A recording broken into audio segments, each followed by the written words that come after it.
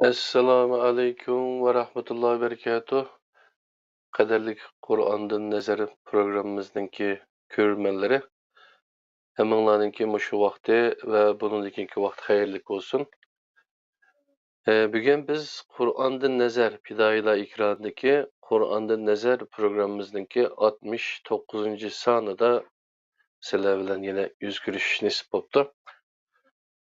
Bu 69-sonda ilahi kelimatullah, ya'ni Allah'ın kelimesini âli qilish haqida söz qilmoqchi.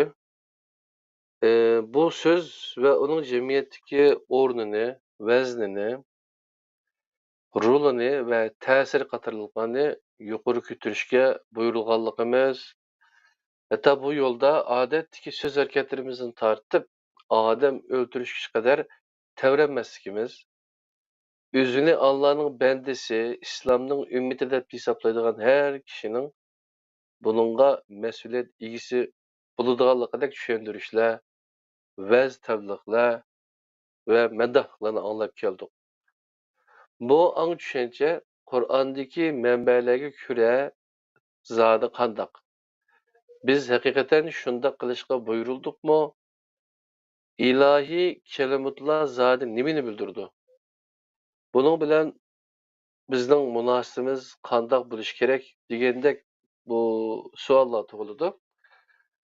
Qani ustoz, bu to'g'riliq bizga Qur'ondan nazar yusunda nimalarni so'zlab beradilar? Qani marhamat ustoz.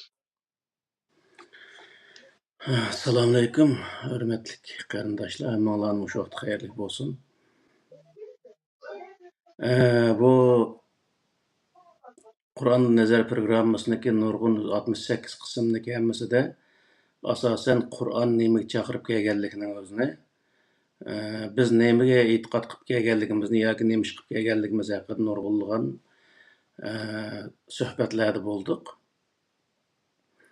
Endi bizniki aramizda biz kichik vaqtdan tortib toki shu O'rta Osiyoga chiqdik va nurg'unlagan yerda faoliyatlarga qatnashgan bo'ldik. Shu yerdagi tabliğlarni anglagan bo'ldik.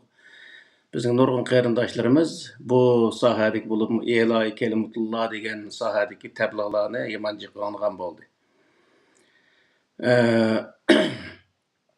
İlahi kelimatulloh degan nima degan so'z degan vaqtda Allohning dinini yuqori ko'tarish degan ma'noni ifodalaydi. Buningdan bizniki dini sohada, ya'ni diniy kasbni o'qigan insonlarimiz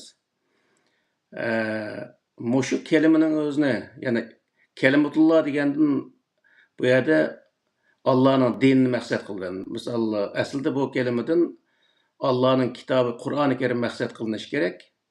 Ama Allah'ın dinini maqsad qildi. Allah'ın din deyishimizda buning ichidagi farq bu Kitabullah, Sünnet Rasulullah deb Allah'ın kitabı bilan Peygamber Aleyhisselam'a nisbat berilgan rivoyatlarning ikkisini qo'shib, onun o'zini kelimatulloh, yani Allah'ın dini qilib bekitdi bu bizdagi diniy sohadagi insonlarimiz.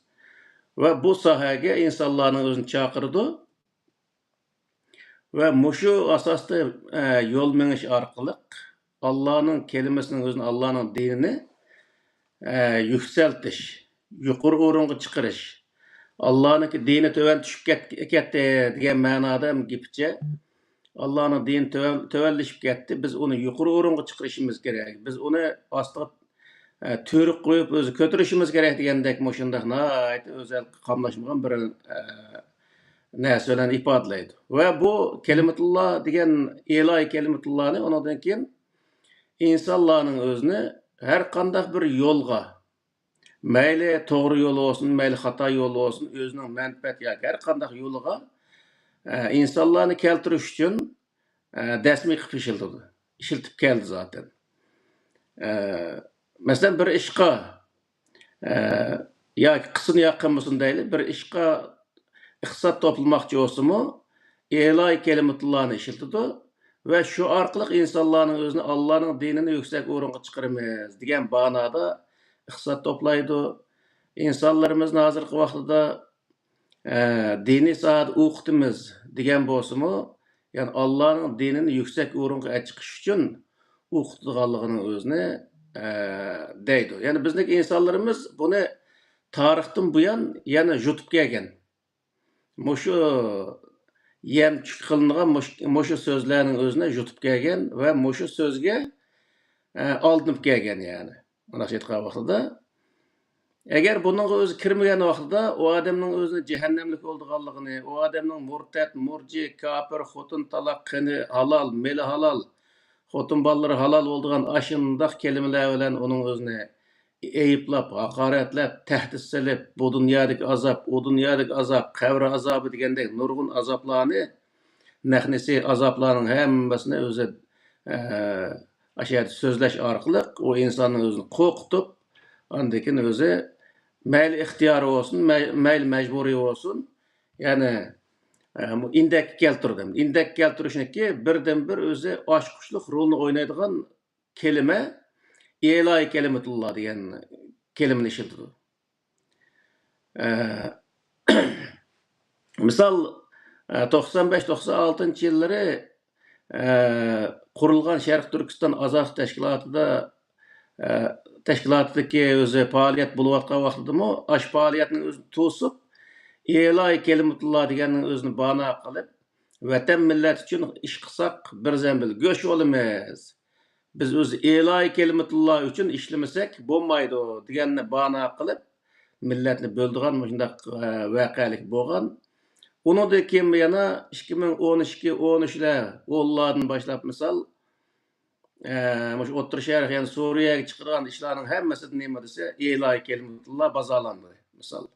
Ashuni bazaga solib Allohning kelimasini oliy qilish maqsadida biz ashaga chiqsak aşı qar bayroqlar bilan birga bo'lib Allohning kelimasining o'zini yuksak o'ringa chiqamiz degan narsani shuar qilish orqali nurg'un insonlarimizning o'zini u yerga chiqqan bo'ldi va nurg'un insonlarimiz u yerda o'lgan bo'ldi, angirtbidin qadrsiz holatda va nurg'un o'zi ayollarimizning o'zi tul qolgan bo'ldi va nurg'un bolalarimiz yetim qolgan bo'ldi. Yani shu shuarniki oqsiga kirib o'ltirib. Hamda u yerda ilahi kelimetullah degan mush shuarning o'zi amalga oshdimi degan vaqtida oshmadi. Asli bu shuarning tegi yolg'on, tegi xato o'rinlashtirilgan, xato ko'tarilgan bir bayroq bo'lg'ashqa u narsa amalga oshmadi. Chunki xato narsa hamon mag'lubiyat bilan oxirlashadi. Uning uchun u yerda eng oxirgi hisobda mag'lubiyat bilan oxirlashib, u yerda nurg'unlagan o'zi bizga bo'lib Sharq Turkistonlik qarindoshlarga o'zimizning qarindoshlarimizning o'ziga ziyon bo'ldi. Ya'ni bizga ziyon bo'ldi mana aytgan vaqtida. Odam sonida ziyon bo'ldi, Uyg'urlarning xalqarodagi obraz sohasida ziyon bo'ldi va nurg'unlagan iqtisod sohasida ziyon bo'ldi misol. O'rta Osiyodagi ishlarning o'zidami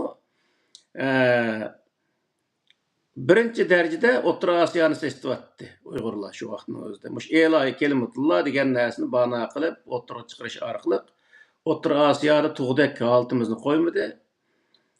Undan keyin o'zi u yerda qancha minglagan insonlarimiz tijorat qilyapti, uniki nurg'unlagan million milliardlarcha agar hisoblab ko'rsa, iqtisod jihatdan o'zi ziyon soldi va o'zimizniki qarindosh millatlar bilan bizning oramizga ziddiyat paydo qildi yani. O'shundaq o'zi xato shuarni oqsiga kirib o'ltirib, ishini ta'tir qilib, o'zimizni ishini bilmay, boshqa bir yo'lga, ya'ni o'zi shu yerda qulug'imiz olgan narsa, hattoki biz o'z davlat qursak, shu O'rta Osiyo Jumhuriyatlaridek davlat qurmaymiz, bundaq davlatning keragi yo'q degandek, shunday gaplarni qilib, u yerda gaplarni qilsak yomon chiqadi. Qo'ngimda ishda yo'q, etim majam bu degandek gap hamdi. Ayda qilib, u yerdagi o'zi qarindoshlarni xapqan bo'ldi. Ular andan keyin bizni u yerdan qo'g'ilgan bo'ldi. Yana u yerdan minglagan, 10 minglagan tijorat qilayotgan va ashada o'y tutib turayotgan, hatto keyingi vaqtlarda agar mumkinchilik bo'lsa ashada qilib qilib, u yerdagi Uyg'ur jamoatini ko'paytib, yana Uyg'urlar hozirgi vaqtda nurg'unlar Uyg'urlar ashada qilib qilish orqali saqlanib qolgan bo'ladi-da. Shundaq o'zi nurg'unlagan ishlarga nima soldi, ziyon soldi. O'rta Osiyo sesitqanni oz deb, keyingi vaqtda Turkiyaga keldi va Turkiyada nurg'ulg'an qalaymaqan ishlar qatnashish orqali Turkiyani sesitishni maqsad qildi. Ham Turkiya hukumati nihoyatda koni bir shu beshidan yomon jiq ish o'tgan bir davlat bo'lg'achqa jinoyat o'tkazgan odamlarni ayblash orqali, uni tutish orqali jinoyat o'tkazmaganlarga tegmay keldi.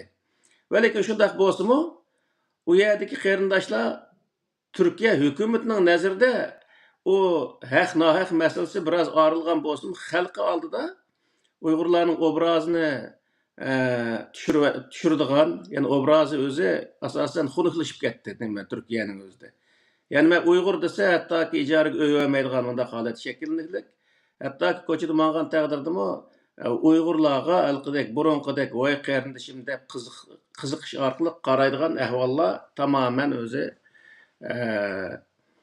%70% degandek tövellab ketdi. Çünkü avam xalqning o'zi ham siyosat tushunmagandan u yerdagi insonlarimiz hammasi xurafiy, o'zi radikal ashunda bir holatda tug'an turqudun misol qo'yib olgan soqollaridan kiyib olgan kiyimlarigachilik hammasi qarasa intayin radikal ashunda bir holatda bo'lgandan keyin bu insonlarimiz u yerda Uyg'urlarga yomon ta'sirlarni Uyg'urlar haqida yomon ta'sir verdi ve Uyg'urlarning obrazini xunuqlashtirib yani mana shu vaqtda. Buning hammasinin sababchisi nima degan vaqtda u yerdagi birdan bir o'zi shuar iloy kalimatulloh. Yani Allohning kalimasining o'zini yuksak o'ringa chiqish deganning o'zini maqsad qilganda. Hattoki Turkiya hukumatining o'zini tog'ut davlat degandek shunday o'zi qalaymaqan so'zlarni qilish orqali davlatga odatdagi bir yani Sharq Turkistonlik odatdagi bir insonlarning o'zini davlatga o'sh holatda o'sh ko'rsatadigan u davlatni e'tirof qilsa xuddi bir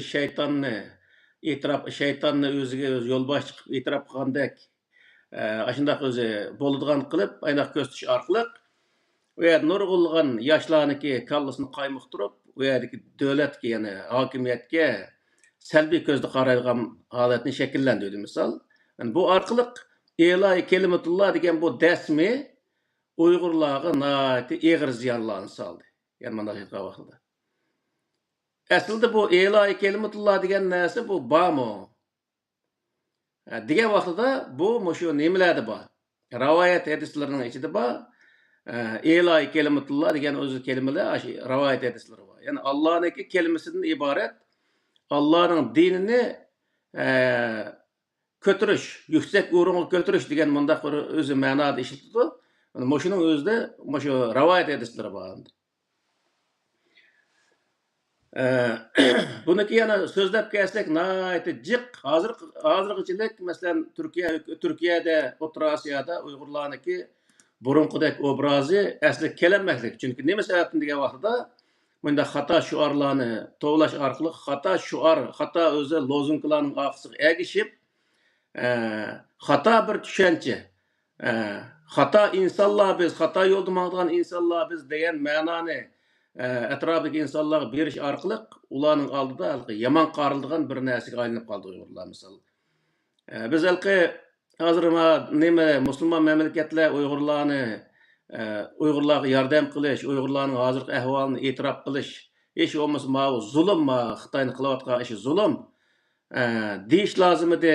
Agar zulm to'xtat deyamizmi, zulmni zulm deyish kerak edi deb uningga nurg'ulg'an qaqshashlar bo'ldi. Va lekin hech qaysi bir ishki davlat uni deb qo'ygan bilan qolgan 50-60 davlatning hech qaysi uning o'zini e'tirof qilmadi. Sababi nima degan vaqtda Uyg'urlar sirtqa o'zi xato tushuncha berdi. Xitoylama o xato tushunchani texmbek o'zi o'tirg'a chiqish orqali hozir bo'layotgan ishlarning o'zini, ya'ni Uyg'urlarning ustidan bo'layotgan ishlarni haqqib ko'rsatadigan bir holatni shakllanishiga sabab bo'ldi, ya'ni mana shu vaqtda. Endi agar so'zlasak, buni bir kun so'zlasakmi tugamaydi.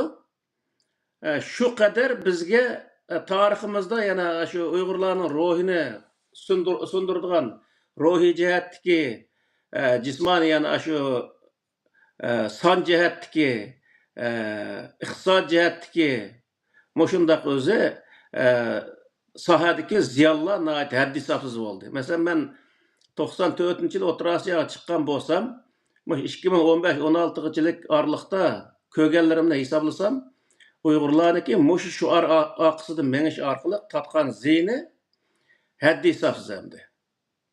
Haddi hisobsiz tatdi, ammo foyda degan vaqtda hech qanday foydalanmadi.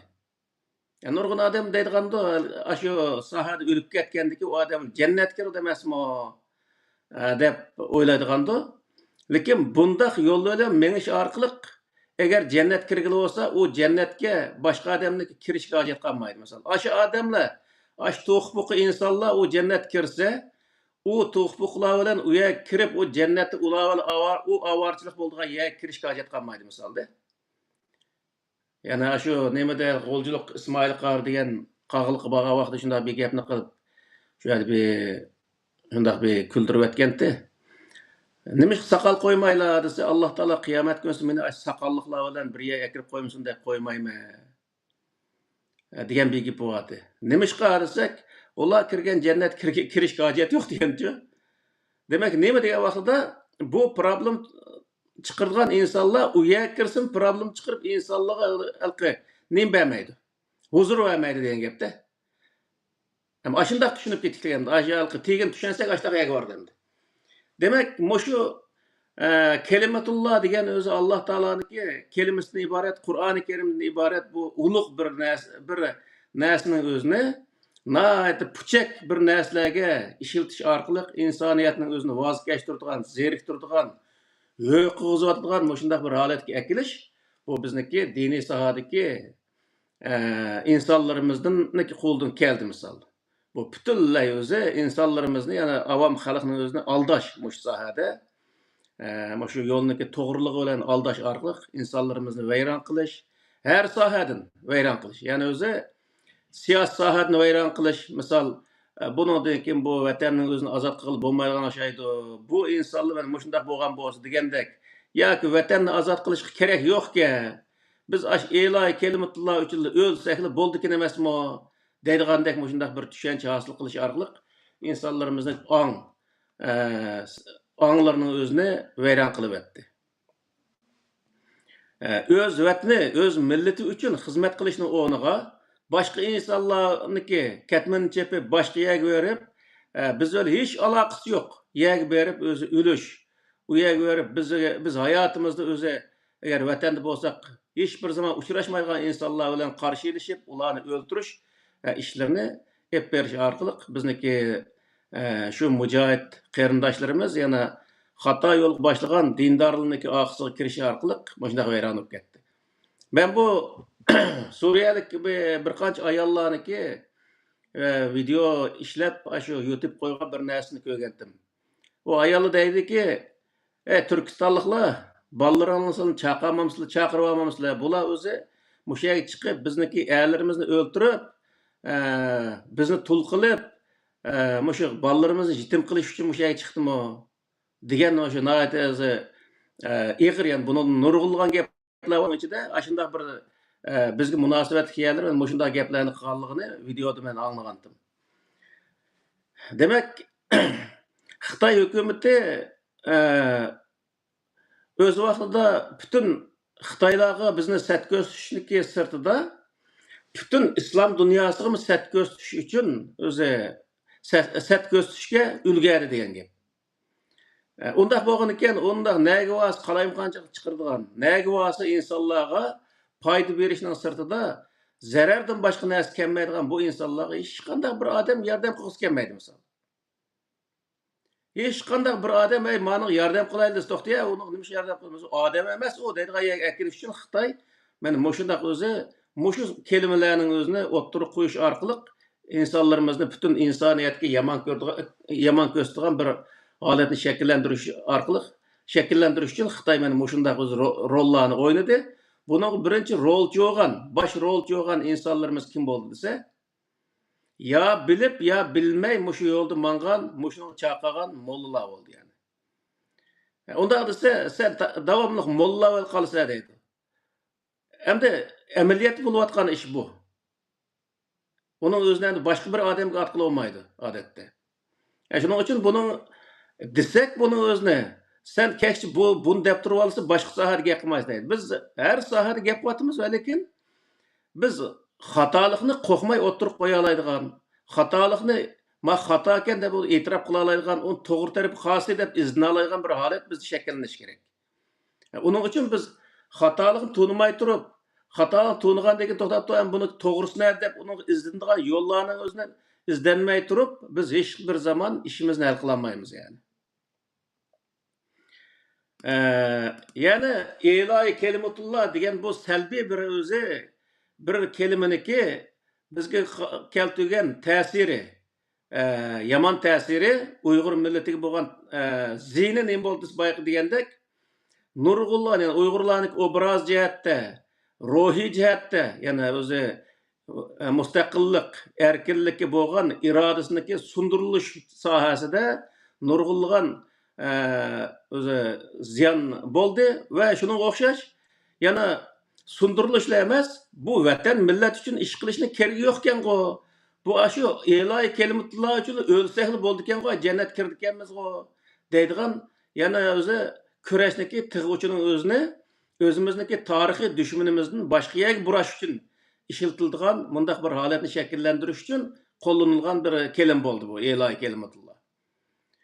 Bizniki shu bizning tarixiy dushmanimiz Xitoydan iborat. Bu o'z dushmanga qarshi turish va vatanimizni ozod qilish, millatimizni erkinlikka erishtirishdan iborat shu g'oyadan taydirib o'tish va taydirib o'tib boshqa bir yerga kirib qolish, boshqa bir narsaga nishonga kirib qolish uchun o'zi birinchi bizga o'zi nima bo'lgan nishon ko'rsatmagan, ya'ni xato bir nishonni ko'rsatmagan bir kelima mana shu bo'ldi. Buni bizniki diniy sohadagi insonlarimiz nihoyatda Xitoyning digindek shunday o'zi yaxshi o'ynab berdi. Undan keyin Xitoyning digindek shu xalqaroga millatning o'zini shunday sat ko'rsatishga ulgatdi yani mana shu vaqtda. Bu yana yig'ib aytgan vaqtida dinda yo'q, yani Qur'oni Karimda bo'lmagan bir kelimaning o'zini diniy kelima qilib ko'rsatish orqali millatimizni xalta ko'chiga boshlab, millatga hem ruhiy jihatdan, hem iqtisodiy jihatdan, hem jismoniy jihatdan o'zi ziyon selish, o'zi og'ir ziyon selishga olib kelgan bir o'zi bir jumla so'z bo'ldi yani ona aytgan vaqtida. O kelimeninki yüzünün nimesi manası selbi mi yoki bo'lmasa ishlatgan onu iste'mol qilgan chog'da onun ma'nosini o'zgartib nima qildimi? Bu kelime aslında shundoq salbiy bundaq nima qilganligi qurashtirilgan bir kelime. Ilohiy kelimatulloh deganni Qur'oni Karimda yo'q mana aytgan vaqtida. Qur'oni Karimda beri nima degan vaqtda kelimatullohi hiyal ulya degan kelime so'z bor. Ama asla ilohiy kelimatulloh yo'q. Yani Allah'ın kelimesini yuqori o'ringa ko'tarish degan bir narsa hech qanday bir yerda yo'q. Alloh taolaniki insonlarning Allah'ın kelimesini yuqori o'ringa ko'tarishiga Allah'ın ehtiyoji yo'q. Allah'ın kelimesine ehtiyoji yo'q yani. Yani Allah'ın kelimesi o'zi yüksek bir kelime. Onu insan onu yuqori o'ringa ko'tarish orqali yuksaltirilgan bir narsa emas. Ona aytgan vaqtida. Bir, ikkinchi birisi o kelime Allah'ın kelimesi bo'lganligi uchun o insonniki yuksaltishga hech qanday hojati yo'q. Alloh taolo o kelimening o'zini yuksaltolmay insonga o'zi ma'ni qilishib bersan deb bir o'zi yordamga chaqirgan bir yer yo'q. Shuning uchun bu yerga narsa nima degan vaqtda asli bu kelimani paydo qilishdagi maqsad xato bir narsani yoki xato bir ko'chaga insonlarni boshlash uchun paydo qilgan bir kelima mana aytgan vaqtida. Ya'ni insonlar xolis holatda o'zining niyati bilan xolis holatda aş yolda can beriş, aş yolda pulusunu beriş, aş yolda aklı her nersini beriş üçün insanlarını aş halkı koçuk solaş üçün insanları özü moşunda to'q çıkılgan bir kelime, bir cümle kelime yana aytgan vaqtida. Buniki xatolig'i tarixdan buyon bo'lgan yani mana aytgan vaqtida tarixdan buyon mush ilohiy kelimatulloh degan shu so'zning o'zini nurg'un qatim misol 33-yildagi Xo'jniyoz hojimniki zamonasidagi inqilobni ko'rgan vaqtidami shu Tungan net nima deya? Majongyan. Majongyan degan Tungan oqsiga agashgan nurg'unlar Uyg'urlar bo'lgan ekan, u xalif quramiz, ilohiy kelimatulloh uchun o'zi harakat qilamiz deb shu manga vaqtida nurg'un Uyg'urlar vatan millat uchun kurash qilishni tashlab qo'yib Tungan oqsiga kirib olgan. Ve Xo'jniyoz hojimlik Xo'jniyoz hojim askar evatsa Tunganniki shu 100 askarga qarta 200-300 askarni evatsa mag'lub bo'lib qaytib kelgan. Nima uchun mag'lub bo'ldi deb keyin tekshirib ko'rsa, u ilohiy kelimatulloh uchun harakat qilayotgan insonlar qarshi o'q chiqarishniki xato bo'lganligini, u sababdan ular qarshi o'q chiqarolmay, shunday mag'lub bo'lganlik sohasida shunday hikoyalar bor. Bu bizga haddi hisobsiz shunday o'zi ziyonlarni keltirdik tarixdan bu yana. Hem bunun to'g'risi bormi degan vaqtda to'g'risi bor. Qur'oni Karimda bunun to'g'risi bor. Misol Qur'oni Karim nima deydi degan vaqtda Sura Tövbe'nin 40-oyatida Estağfirullah Allah tansuru faqat nasarahullah iz ahrajahul-ladina kafaru saniyasnayni iz huma fil ghar iz yaqul li sahibihi la tahzan innallaha ma'ana فأنزل الله سكينته عليه وأيده بجنوده لم تروها وجعل كلمة الذين كفروا السفلى وكلمة الله هي العليا والله عزيز حكيم degan moşu Sura Tövbe'nin 40-oyatida moşu sözünü qildi. Yani kelime sufla, yani özü insanlarını texinbek özü yevil yeksen qiladigan, vayron qiladigan kelimalarga ergashgan insonlar vayron bo'lganligi va bu yerda Allohning kelimasi o'zi oliy ekanligi. Bunun maqsad agar Alloh taolaniki kelimatullohiyal uliya yani Alloh taolaniki oliy bo'lgan kelimasiga ergashsa, o odamlar o'zi ziyon tortmaydiganligi, hech bir zaman o'zi vayron bo'lmaydiganligi Muşunun özünü gösterdi. Yani şununla asasen Peygamber Aleyhisselam bilen Peygamber Aleyhisselam yenda birge mangan Mekke'den Medine'ye hicret qanaş Ebu Bekir işkisinin özünü maksat kılındı bu yerde. Bu işkisi şu doğru kelimege, Allah'ın kelimesine ibaret ali şu kelimege ergeşkenlik için ulaniki mağlup olmaganlığı hakkındaki bir ayet hemdi. Münasebet vaxtıda. Bu yer nima deydi degan vaqtda kelimetullahi yel ulya deydi Allah Teala. Allah'ın kelimesi alidir deydi de.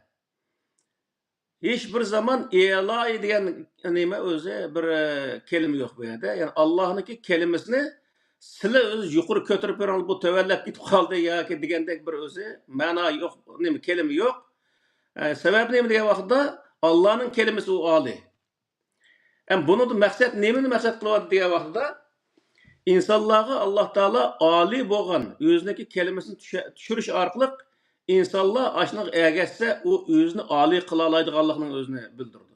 Buni biz nurg'ulgan darslarimizda ancha-muncha deb o'tdik.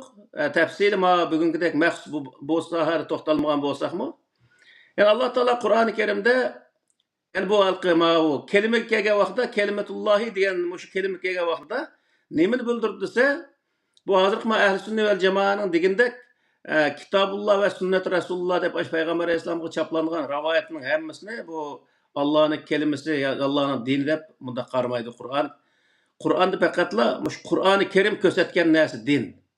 Başka hiç qandaq nesi din bolanmaydı. Eğer o Kur'an kösetken nesi doğru kelse o doğru olan boldu xalas. Ama o din bolanmaydı. Meyli Peygamber qilgan işi olsun, meyli Peygamber sözlegen söz olsun. Qur'oni Karimning sirtidan so'zlagan narsa bo'lsa, har qanday bo'lsa, to'g'ri kelsa to'g'ri bo'ldi. Ammo uni din demaymiz, uning o'zi dini to'g'ri kelgan so'z deymiz. Mana shu vaqtida. Yani odatda nurg'ulgan jamiyatda bo'layotgan, jamiyat yashayotgan insonlarning so'z harakatlaridan nurg'ulgan o'zi so'z harakatlar Qur'oni Karimga to'g'ri keladi. Mushuning hammasini din devamaymiz, dini to'g'ri kelgan so'zni qildi odam deymiz. Eğer işi to'g'ri kelgan bo'lsa, o dini to'g'ri kelgan ishni qildi deymiz. Ama o adamın qilgan ishi din demaymiz faqatla. Shuning uchun bu yerda Alloh taolo deydi ki din faqat Qur'oni Karimdagi narsa Ama onun sırtdaki narsa o'zi din bo'lmaydi. Dinga tatbiqlash orqali uniki to'g'ri xatoligini o'zini yakun chiqarishga bo'ladi degan gap. Shuning uchun bu yerda nima desa, Allohning kelimasi u oliy deydi-da. Endi oliy narsaga Alloh taolo o'zi nurg'u yerda sizlar o'zi Alloh taolo tushirgan narsaga erishinglar deydi. Payg'ambar alayhisolamga ittabi ma yuha ilayk deydi. Qolgan insonlig'imi o'zi ittabiu degan o'zi ko'plik turdiki o'zi oyatlar bor. Bu nimani bildirdi desa, Alloh taoloning kelimasiga ergishinglar. Alloh taoloning diniga ergishinglar deydi. Yani Qur'oni Karimda ko'rsatgan narsaga ergishinglar. Shu vaqtda nima bo'lasizlar desa, o Sura Ali Imronning 139-oyatida "Va la tahinu va la tahsanu va antumul a'lamun in kuntum mu'minin" degan o'zi oyatlar bor. Shuniki nimasiga to'g'ri keladi misol. Haqiqiy ishongan vaqtida, Alloh taoloning kelimasiga ishongan vaqtida u odamlar o'zi qayg'urib o'ltirmasdan u odam o'zini oliy qila oladi. Ya'ni demakchi bo'lgan narsa nima bu yerda degan vaqtida insonlar Alloh taoloniki kelimasiga ergashgan vaqtida Alloh taolo Qur'onda qil deganni qildigan bo'ladi, qilma deganni qilmaydigan bo'ldi. Alloh qil deganni qilish orqali, qilma deganni qilmaslik orqali inson o'zini o'zi yuksalta oladi degan gap. Ya'ni inson Alloh taoloning har bir cheklimasiga amal qilgan vaqtida, har bir buyruqqa amal qilgan vaqtida u inson o'ziniki bir o'zi palampay, ya'ni darajasining o'zini bir daraja yuksaltgan bo'ldi.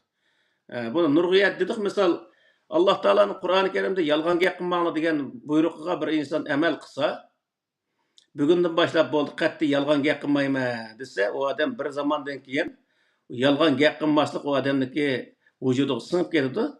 Singandan keyin atrofidagi insonlarmi odatda bu odam yolg'on gap qilmaydigan odam deydi. Eng oddiysi atrofidagi musulmon bo'lsin, g'ayrimuslim bo'lsin, o insonlarning orasida u odamniki yolg'on gap qilmaydigan, yolg'onchi emas bir inson ekanligi isbotlangan bo'ldi. Odat insonlarning orasida uniki o'zi darajasi ko'tarilgan bo'ldi. U odam Alloh taolo Qur'oni Karimda o'g'illikning o'zini cheklagan bo'lsa, o'g'illik qilmasa, hech bir inson u odamniki o'g'illik qilishdan shubhalanmaydi. Boshqa insonlar u odamdan o'zi amin bo'ladi. Amin bo'lgandan keyin atrofida bir narsa yo'qolib ketgan bo'lsa-mu, hech bir inson ma narsani bu ma ep ketdimiki, ma o'g'irlab ketdimki deb his qilmaydi. Demak, insonlar undan xotirjam bo'ladi. Bo'lgandan keyin insonlarning orasida u odamniki o'z darajasi yana bir daraja o'sgan bo'ldi. Demak, Alloh taolo Qur'oni Karimda qilma degan har bir so'zning, har bir buyruqqa amal qilgan vaqtida har bir buyruq u insonniki darajasini bir daraja o'stirdi. Alloh taolo qil degan ishning o'zini, ya'ni yaxshilik qilish, yaxshi so'zlash, insonlarga yordam berishga o'xshash, shunday o'zi yaxshi ishlarni har bir o'zi Qur'oni Karim buyurgan yaxshi ishlarni o'zini qilsa, u yana u odamniki darajasini yana bir daraja ko'tardi. Bu yerda masala nima ekan degan vaqtda insonlar Alloh taoloning kelimasini, Alloh taoloning dinini yuqori ko'tarmaydi-ki, Alloh taoloning kelimasiga ergishish orqali u inson o'zining darajasini yuqori ko'taradi. Ya'ni Allohning kelimasi bu yerda insonning darajasini, insonning o'rnidagi yuqori ko'tarilishini keltirib chiqaradi degan. Asla o'zi inson u Allohning kelimasini yuqori ko'taradigan bir narsa emas degan. Ya'ni bu ikkisini ilohiy kelimatulloh bilan kelimatullohiyal ulya degan bu ikki so'zning o'zini bir-birisiga selektirgan vaqtda bir-birisi qarama-qarshi yani. O dinchilarniki to'qib chiqarib olgan ilohiy kelimatullohsi u insonlar yuqori o'rin turib, Alloh taoloning kelimasi tova o'rinda uni yuqori o'ringa ko'taradiganға bunda jadallashayotganligini ko'rsatadi. Ammo Allohning kelimasi degan vaqtda, Qur'ondagi Allohning kelimasi kelgan vaqtda bu Allohning kelimasi yuqori o'rinda, agar inson uningga esilsa yuqori o'ringa chiqa oladiganligini ko'rsatadi. Ya'ni bu bir-birisiga tamoman o'zi zid bir tushuncha. Shuning uchun bu Allohniki kelimasiga, ya'ni o'zi Allohniki diniga, Qur'oni Karimda iborat shu diniga ergashgan vaqtida insonlar nima bo'ldi degan vaqtda boy degan tam aksi bo'ldi degan gap. Boshqa insonlar ziyon sanmaydi, o'z millatining inovatini to'kmaydi, o'z millatiga ziyon sanmaydi, uni yomon yo'lga boshlamaydi. Boshqalarniki o'zi erkinlikka yoki boshqalarniki o'zi yeriga tajovuz qilmaydi, o'zining dushmanini yaxshi taniy oladi, o'zining do'stini ham yaxshi taniy oladi. Do'st dushman orasida o'zi do'st dushmanning orasini yaxshi farqlantira oladi va o'ziniki manfaati uchun xizmat qila oladi. Ya'ni Qur'oni Karimdagi maqsad bu. Ya'ni o'ziniki ishini yaxshi bilish va o'zining ishini Qur'oni Karimga uyg'un holatda qilish. Mana bu ilohiy kelima nima? Alloh taolaning kelimasiga to'g'ri o'zi amal qilganlikni ko'rsatadi degan gap.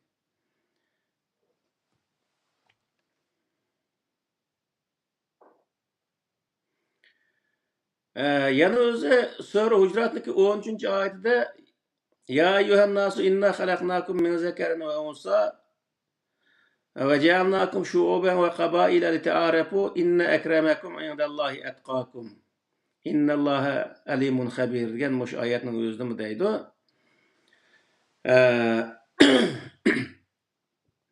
Alloh taolaniki dargohida Allohning nazarida hurmat sazovor bo'lgan insonlar qosika degan vaqtda Alloh taolo mush yerda xulosa chiqarib inna akramakum indallohi atqakum. Allohning dargohida hurmat sazovor bo'lgan, ya'ni Alloh hurmat qilgan degan ma'no chiqmaydi bu. Allohning dargohida insonlar orasida hurmat sazovor bo'lgan insonlar atqakum. Alloh taolo o'zi buyurgan buyruqning o'zini xato o'rindamaydi, to'g'ri ish qilgan insonlar degan gap. Yig'ib aytgan vaqt. Xatolikdan saqlangan insonlar. Yani sizlerning orangızdagi xatolikdan saqlangan insonlar Allohning dargohida hurmatga sazovor bo'lgan insonlar deydi Alloh taolo. Buning o'zi demakki bir odam to'g'ri ish qilgan vaqtida, har narsaning o'zini to'g'ri qilgan vaqtida u qanday bo'ladi desa boyagi degandek atrofidagi insonlarmi u odamning o'zini bu odam to'g'ri ish qilgan odam. Gap qism to'g'ri gap qiladi, bir ishni qismi to'g'ri ish qiladi. Her sohada to'g'ri ishning o'zini oldiga qo'yib qo'ygan bir odam deb atrofidagi insonlarmichu u odamni hurmat qiladigan bunday holat shakllandi. Alloh taolo shuni deyapti bu yerda. Shuning uchun bu yerda nima degan vaqtida Qur'oni Karimga o'zi biz uniki ostiga pishang solib, uni yuqori o'ringa chiqarish emas. Bu yerdagi masala biz o'zimiz Qur'oni Karimga ergashish orqali xatolikdan saqlanib, Qur'oni Karim ko'rsatgan yo'l bilan menish orqali xatolikdan saqlanib, to'g'ri yo'l menish orqali biz o'zimizning hurmatini, izzat obro'yini o'zimizning tiklishimizga Alloh taolo bu yerda o'zi Qur'oni Karim orqali yeta oladiganligimizni buyuryapti yani. Qur'oni Karimga ergashgan vaqtda insonlar xato ish qilmaydigan bo'ladi, to'g'ri ishni qilgan bo'ladi. To'g'ri ish u insonning o'zini hurmatga sazovor qiladi. Ya'ni bizniki hozir butun hurmatimiz, yuz obro'yimiz yavel yaksan bo'lib ketdi misol. Bu shunday bir shart ostida biz bu hurmatimizni qanday o'z topalaymiz degan vaqt to'g'ri ish qilish orqali topalaymiz. Ya'ni vatan millatning davosida to'g'ri o'zi yo'l menishimiz kerak. Uning uchun qattiq o'z bosh qatirishimiz kerak. Qanday o'z to'g'ri, texnik to'g'ri qilgan bo'lamiz. Shu vaqtda o'zi biz nima qildik ekanmiz degan vaqtda Qur'oni Karimdagi mush oyatga asosan o'zimizning hurmatini shu vaqt tiklay olaylik ekanmiz yani. Yani to'g'rini to'g'ri tunib, to'g'ri ishni to'g'ri vaqtda, to'g'ri yerda, to'g'ri odamlar bilan qilganda. Albatta. Yani Qur'oni Karimda nurg'ulgan buyruqlar bor. O buyruqni ma'ni qilinglar degan sohada misol jihad bizniki eng hozir ahamiyat berib kelayotgan bizning mo'llichoqlarimiz jiq ahamiyat berib kelayotgan shunday bir masala mush jihad. Endi jihadning o'zini qilish farz bo'lgan bo'lsa-mu, lekin uniki vaqti farz, o'rni farz, shart-sharoitlari farz, hamma narsa farz. Xuddi masalan namoz bir odamga namoz o'qish farz bo'lgan bo'lsa, u namozniki o'rni pokiz bo'lish farz, badanning pokiz bo'lish farz, badanning yepilishi tegishli, ya'ni yepish farz. Aşının qo'shash o'zi namozniki ichida va sirtida 6-12 dona farz bor degan bir nim bor-ku. Men moshunga o'xshash bir farzning atrofida nurg'ulg'an farzlar bo'ldi. Demakki bu yerdagi narsa nima degan vaqtda Alloh taolo o'sha yerda atqakum deb taqvo kalimasini ishlatishdiki birdan bir sabab nima degan vaqtda bir buyruqni ijro qilish bir masala. Ya'ni bir buyruqniki mushu o'zi Allah'ın emirke deb itiraf qilish masalasi, üstümüzge elish masalasi bir masala. Onu o'rnida, vaqtida, sharoitni to'g'rilab turib qilish bu nihoyat uningdan belki o'zi muhim bir masala. Bu taqvo degan kelima ashaga ishlatildi misol. Taqvo deganda bir o'zi Alloh taolaning buyrug'i, bir narsani Alloh taolaning bir buyruqning o'zini Allohning buyrug'iga deb tunish bo'lgan bo'lsa, o tunigan, e'tirof qilgan o buyruqning o'zini amalga oshirma desa, o inson o'z paloh bo'lib chiqib xohlagan yerda amalga oshirishga bo'lmaydi degan gap. Ya'ni bizniki insonlarimizniki ziyon tortgan yerlar mana shu jihad qilsa bo'lmaydi. Jihad qilish kerak, uni o'rnida qilish kerak, o'zining dushmani qarshi qilish kerak, o'z vaqtida qilish kerak uning o'zini. Sen qayerda o'z eshigingga kirgan daftaranliga yeg berib, sen o'z uyaga berib men jihad qildim deb uyaga berib qilganingni o'zi o jihad hisobiga kirmaydi. Uyaga berib haqqa zulm qilgan qildi. O zulm o insonning o'zini asla o'zini nijot topqizmaydi misol. Shuning uchun bu yerdagi masala nima degan vaqtda hozir degandek Qur'onda buyurgan narsani mana shu buyruqni ijro qilsam bo'ldi-ku degan narsani kallamizga kirdirib olish bu bir xatolik. Buyruqni qilsam qilishim lozim deyishim degan narsa kallamizda bo'lish kerak. Uniki vaqtini, sharoitini, o'rnini hammani to'g'ri tepib turib qilish bu ikkinchi cho'ng bir farz yani mana shu vaqtda. Shunga namozni Alloh taolo nima vaqtda kitoba mavquta degan bir ibora bor Qur'onda, namozning o'zini vaqti belgilangan bir ibodat qildim deydi. Bu nima degan bo'ldi? Xohlagan vaqtida sen o'zi o'qisang bo'lmaydi uni. Uniki vaqti bor. Shu vaqtda o'qiysa. O'rni cho'tgan bu vaqtida o'rniga tahorat deganning o'zini bayon qilib qo'ydi. Uni jonglida deb pokiz bo'lishing kerak. Pokiz bo'lishing kerak degandekilla bedenimiz pokiz bo'lish kerak, kiyimimiz pokiz bo'lish kerak. Uningdagi namoz o'qiydigan yerimiz pokiz bo'lish kerak. Uningdagi o namozning o'zini vaqtida o'qishimiz kerak. Shu vaqtning o'zida o namoz bo'ldi. Namozni o'qib deb eshakni eg'iliga kirib o'qib olsak, u namoz bo'lmaydi, yoki bo'lmaydi. Suydi ko'rib turgan kiyim-kechakning ichida o'qisak namoz bo'lmaydi. Shuning uchun hamma sohada biz o'zimizni to'g'rilab turib, uningdagi o'qigan vaqtda o namoz bo'ldi. Alloh taolo undaq namozni o'zini qabul qildi. Ya'ni Alloh taolo bu yerda palon ishni qilinglar, piston ishni qilmanglar deb qo'ymasdan har bir ishga taqvo kelimasini keltirdi. Bu nimani bildirdi desa, o ishni qilinglar, ya'ni uni to'g'ri qilinglar deydi Alloh taolo. Yani bir ishni qilish emas, uni to'g'ri emasdan shu nafqi borasida taqvolikni ko'rsatdi. Bir odam bir sadaqa ihson berishga kelgan vaqtda taqvolikni ko'rsatdi Alloh taolo. Uni qanday taqvolik bo'ldi degan vaqtda o sadaqaning o'zini berishga tegishli o'ringa bermasak, o sadaqa bo'lmaydi, misol. Shuning uchun bu yerdagi narsa nima degan vaqtda bəsəmli bo'ladi-ku, yoki qilsamli bo'ldi emas.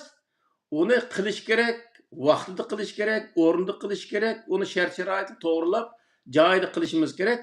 O vaqtda o narsaniki Alloh taolaning shu buyrug'ini joyida ijro qilgan bo'lamiz, o'zimizga ham foydasi bo'ldi va boshqalarga ham foydasi bo'ldi. Masalan, shu biz shu qog'liqqa kelgan vaqtning o'zi 86-yil kelgan vaqtda 87-88 yildan boshlab lekin shu biz qog'liq deydik. Aş Pakistan'a çıkıp жүрген ballı var ki, aşağıdan özü uşak bir işini kılıp aynı bir iş kılımız da жүрген. Aşınadan başlayıp mesela 88 yıldan başlayıp aşı iş hareketler boğan olsa 2024 küçülük. Hazır vakit 36 yıldan birisi bir kadem aldığımızı ilgirileyemey, net kadem akımız çekinip gitişinin sebebi ne oldu diye vakitte o işindeki yani vatanni ozod qilishdan iborat bu ishniki to'g'ri bir ish ekanligining o'zini biz e'tirof qilgan bo'lsakmi, uni o'rnida qilish, vaqtida qilish ishlariga biz ahamiyat bermaganligimiz uchun uning o'zi bizga hech qanday natija bermaylik.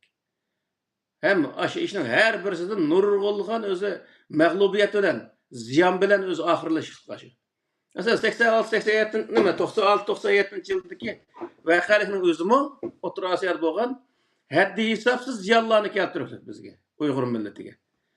Yani 30-40 yıldan beri Uygurlar vatanın azatlığı için teşna olup, şundaq öz qandaq qısaqmı vatanını azat qılamız dep tuğa vaqtının özde, bu işnik məğlubiyyəti ölen Otur Asiyadan ibaret bundaq çoğ bir özümüzniki turduğan Surullarının özünü tamamen vayran qılıp etkendekin, turduğan yerimiz qanmağandekin, xalqimizniki roy sunduğan bundaq bir ahval yüz beriklik. Yani etraf aqımızda yani şu bizning qarşıyımızda naat hiliger özü bir düşmanımızın bağlığını o düşman bizni qandaq bir tuzaq düşürüş ehtimali bağlığını biz his qilmay turib qaramda açmış yüz bergen şu vaqtımızda. Şunun için bu yerdeki näsini bo'ldi desa, oxirgi verib shundaq mag'lubiyat bilan oxirlashdi. U yer tatqan ziyon men boy degandek, men shu Qozog'istonda yashagan bo'lg'achqa u ishqi men oldin qatorda kirmagan edi 89dan boshlab shu o iş qancha qatnaşqan, ondan burun özemlik ticaret bilen bo'lgan bir odam.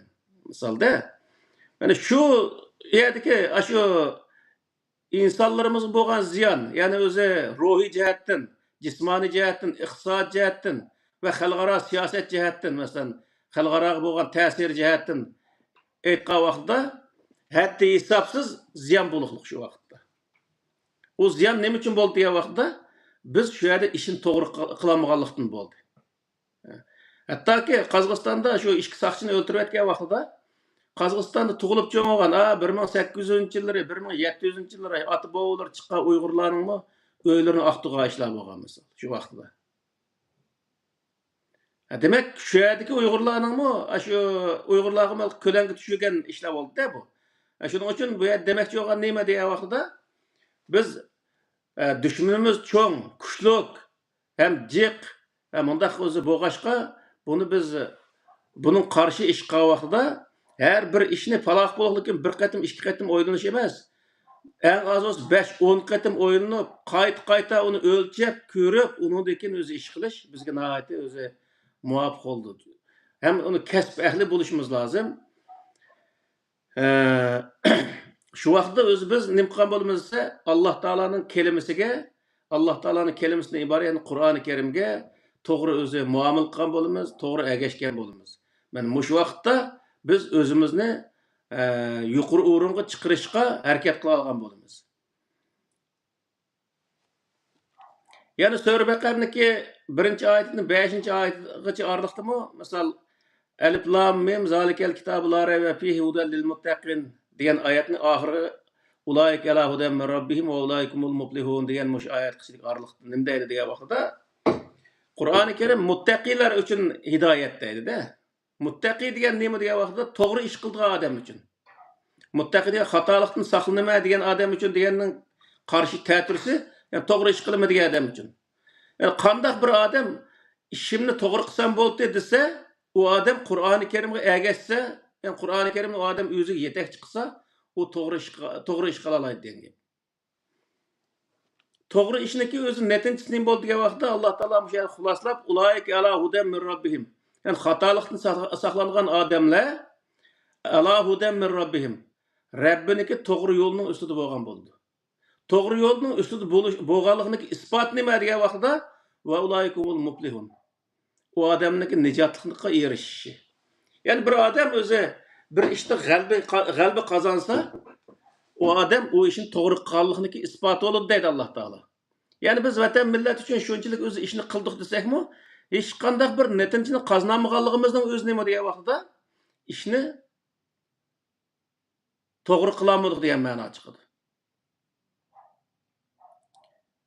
Shuning uchun bu yerdagi bu masala nega bor degan vaqtda biz Eloy kelimatulloh emas, kelimatulloh yel ulyoning o'ziga biz ergashgan vaqtida uni ustimizda qo'yib turib, ashnoq ergashib, ashnoq o'zi birdan shu Alloh taolo buyruqlarini, Allohning buyruqlarini ijro qilish va ijro qilgan vaqtda to'g'ri ijro qilishni o'rgangan vaqtimizda qanday qildik ekanmiz deganda biz o'zi nijotlikqa erisha oladi ekanmiz degan gap. Ya'ni oxirsida netinch qozona oladi ekanmiz degan gap.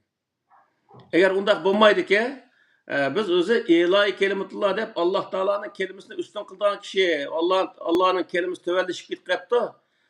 Endi men uni ustun qilma deydigan bo'lsa, u Allohga o'zi shirk keltirgan bo'ldi mana aytgan vaqtida Alloh taolaning o kelimasiga hech bir zaman bu odam uni Alloh o'zi ustun qilgan narsani o odam o'zi ustun qilish qudratiga ega emas.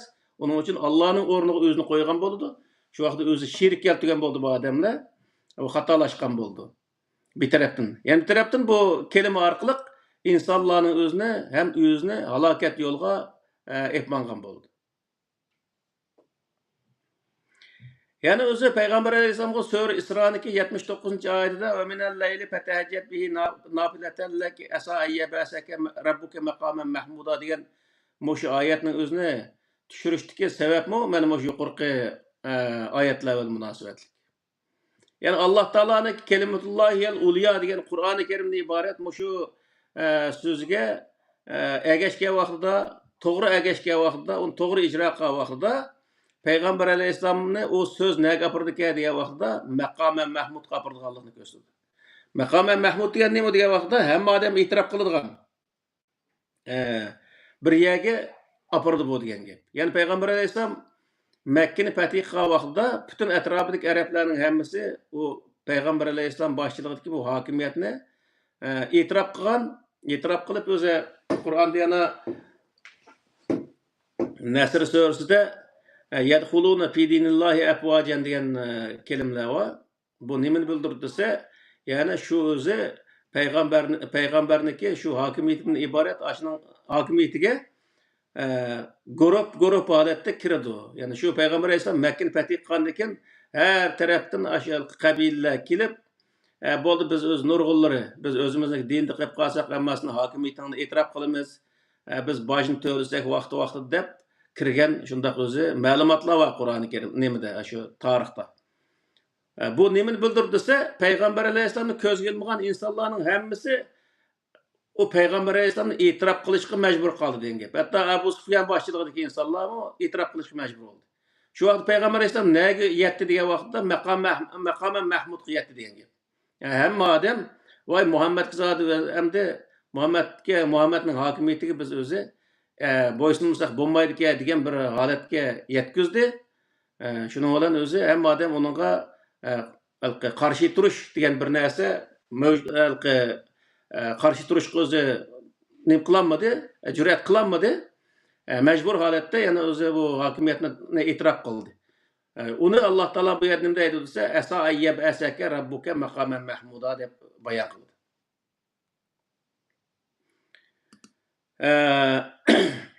Yana o'zi Tin surasining 4-oyatining o'zida laqad xalaqnal insani fi ahsani taqvim degan oyatning o'zidami Alloh taolo Muş Qur'on-i Kerim orqali insonlar o'zini o'zi tuzab ma'nolaydigan bir iqtidor egasi ekanligini ham bayon qildi. Yani insonlar Qur'on-i Kerimni yaxshi o'qib, buning ichidagi yaxshi yomon, qaysi ishni qilsak to'g'ri bo'ladi ekan, qaysi ishni qilsak xato bo'ladi ekan, ashuni o'zini bilgandan keyin shu bilimga asosan inson o'ziniki xato yo'llarining o'zini, xato e'tiqodlarining o'zini tuzatilish iqtidoriga ega deydi Alloh taolo. Hech bir zaman insonni bir holatda yaratib qo'yib, o inson shu o'zining holatidan chiqolmaydigan bundaq bir maxluq emas. Yani kallasını işletse o yerda her qandaq bir öz yolunu tep mağalaydigan bundaq bir maxluq ekanligini eğer Allah Taola'niki dini egeşki vaqtida o din orqali inson o'zini tuzab mağalaydiganligini o'zini bayon qiladi bu yani bu oyatning o'zida.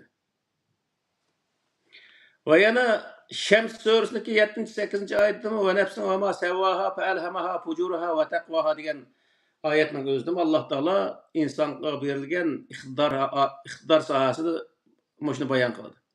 Yani insonni to'liq yaratib bo'lgan vaqtda, yaratgan vaqtda shu yaratish jarayonini nim qildi fa alhamaha fujuraha va taqwaha. İnsonga o insonning iqtidorida yaxshi ishni qila oladigan va yomon ishlarni qila oladigan shunday bir iqtidorni qo'yib yaratdi. Yani insonning vujudida yaxshi ishni qila oladigan, yomon ishlarni qila oladigan bir iqtidor bor degan gap. Alloh taolo shunday yaratgan deydi. Qad aflaha man zakkaha va qad khaba man dassaha. Aşu ayetning oxirisida o o'ziniki nafs xohishning o'zini inson pokiz tutgan vaqtda o cho'qim g'alabaga erisha oladi, uni bulg'agan vaqtda o mag'lub bo'ladi deydi Alloh taolo. Demak bu yerlik narsa nima degan vaqtda inson o'ziniki yo'lni o'zi tep mang'alaydigan maxluq, to'g'ri yo'lga mang'amadisa mang'alaydigan, xato yo'lga mang'amadisa mang'alaydigan. Agar o inson o'ziniki shu aqlni ishlatib o'zini pokiz tutib to'g'ri yo'lda mangsa o cho'qim g'alabaga erisha oladi. Bu nimani bildirdi degan vaqtda biz o'zi Qur'oni Karimda iborat Alloh taoloning bu kelimasiga ergashgan vaqtida biz nima qildik ekanmiz degan vaqtda o'zimizni qutuldira oladigan bir yo'lni topa olar ekanmiz degan gap. Ya'ni biz buningda davlatchilik, ya'ni Qur'onga asosan davlatchilik dedik, Qur'onga asosan siyosat dedik, Qur'onga asosan iqtisod dedik, Qur'onga asosan jamiyat dedik, nurg'ulg'an mavzularning o'zini, mazmunlarni bayon qildik. Aş mazmunlarning hammasining o'zini ko'rib chiqsa, Qur'oni Karimda jamiyat qanday yashash, jamiyatni qanday taraqqiy qildirishni tortib, iqtisod va siyosat, davlatni qanday qurish sohasini tortib hamma narsa bor. Uni shu o'zi Alloh taolo ko'rsatgan shu prinsipga asoslanib turib, shu ishni qilgan vaqtida u to'g'ri bo'ladi va inson uningda cho'qim o'zi bir natija ola oladi degan gap.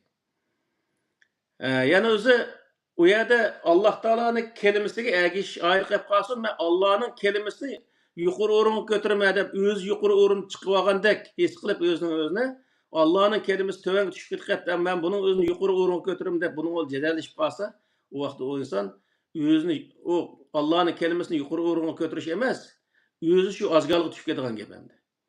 Zaten ashta tushib ketishlik bizning tariximizdan buyon shu islomiyat deymiz, ammo shu uydurum islomni qabul qilgandan tortib bugungi kungachilik zaten biz ilgari kelmasning butun sababi nima degan vaqtda biz xato bir narsaga ergishib qolganimiz uchun bu yerdagi butun o'zi sabab nima bo'ldi degan vaqtda xato yo'l bizni xato manzilga olib bordi.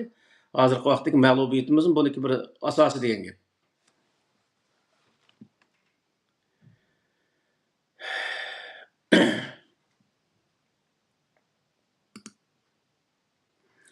Şoňma o xulaslagan vaqtida ilahi kelimatullah bilan kelimatullah yel ulyaniki farqi nima degan vaqtida ilahi kelimatullah o Allah'ın kelimesini âli qilish şuardan ibaret. Yani aş şuarının özünü bana qilish arqılıq milletni aldaş, xalqni aldaş işlerini yapmangan tarixten buyan yaqindan şu işler bulup hazırmı belki Türkiye'de ve başka yerde aşındaki sözler buluvatkandı. Ama hiç qanday bir adam Allah'ın kelimesinin özüne yuqori o'ringa ko'tarolmaydi. O zaten yuqori o'rindagi bir kelime o. O'niki insonlarniki uni yuqori o'ringa ko'tarish ehtiyoji yo'q o kelimeniki.